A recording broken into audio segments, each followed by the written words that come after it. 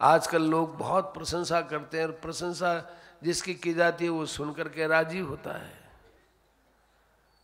जो प्रशंसा सुनकर के राजी होता है उसको अपनी निंदा सुनकर के दुख भी उठाना पड़ेगा।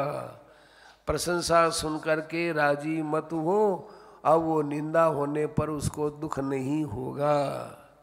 अपनी प्रशंसा होने लगे तब समझने लगो कि मेरे कानों से मैंने मेरी प्रशंसा सुनी, ये मेरे जीवन का काला दिन आ गया।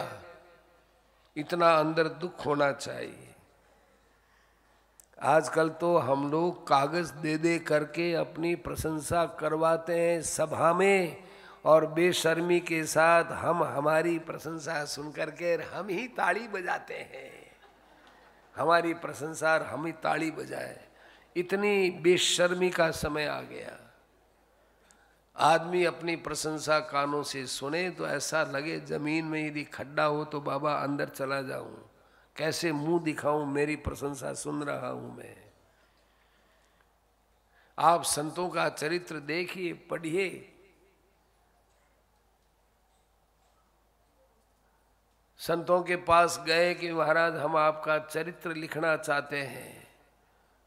सेठ जी के पास गए, सेठ जी हनुमान प्रसाद जी पोद्दार की, आपका चरित्र हम दुनिया में बताना चाहते हैं, कैसे आप थे वैसे थे। उन्होंने साफ कहा कि देखो चरित्र किसी का भी शुद्ध नहीं होता है, शुद्ध चरित्र केवल एक भगवान का होता है।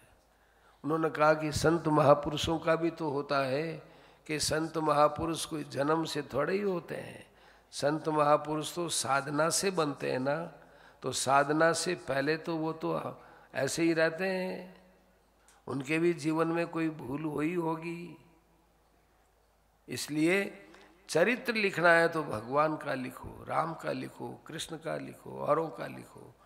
किसी व्यक्ति के चरित्र में आप लिखने चलोगे तो झूठी प्रशंसा के अलावा कुछ नहीं होगा और मिथ्या दोष लगेगा।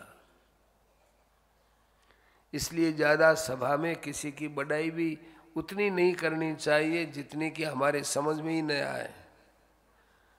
और भला आदमी होगा वो तो चाहेगा ही नहीं, वो कहेगा भैया हमारी प्रशंसा रहने दो। भले आदमी को अपनी प्रशंसा सुहाती नहीं है। नई अपडेट्स पाने के लिए जय श्री लाइव टीवी के YouTube चैनल को सब्सक्राइब करें और नोटिफिकेशन बेल पर क्लिक करके वीडियोस का आनंद लें।